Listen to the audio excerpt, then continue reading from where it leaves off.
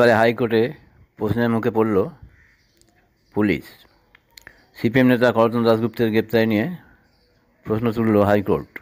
Junior চিকিৎসকদের অবস্থান মঞ্চে ছক-কষার অভিযোগে স্বতঃপ্রণোদিত এফআইআর দায়ের করে তাকে গ্রেপ্তার করেছে বিধাননগর পুলিশ কমিশনারেট। সেই এফআইআর খারিজের দাবিতে হাইকোর্টের দ্বারস্থ হয়েছিলেন করতান। বুধবার বিচারপতি রাজশ্রী ভরদ্বাজের বেঞ্চে মামলার শুনানিতে তার হয়ে সওয়াল করতে গিয়ে বিকাশ রঞ্জন ভট্টাচার্য বলেন, আইন মোতাবেক 41A ধারায় নোটিশ জারি না করে গ্রেপ্তার করা হয়েছে। পাল্টা অ্যাডভোকেট জয়ন্ত কিশোর দত্ত বলেন, বিস্তারিত কল রেকর্ড রয়েছে। মোবাইল বাজেয়াপ্ত করা হয়েছে। উভয় পক্ষের বক্তব্য শোনার পর বিচারপতি বলেন, ফোনে কে কী বলবে সেটা নিয়ন্ত্রণ করা যায়, আর এর জন্য একজনকে কিভাবে অপরাধী করা যেতে পারে? শুধু টেলিফোনিক বার্তা আলাপের জন্য গ্রেপ্তার করা যায় নাকি? আজ বৃহস্পতিবার আবারও এই মামলার শুনানি আছে। প্রতিবেদন নিউজ 7 দিন বাংলা।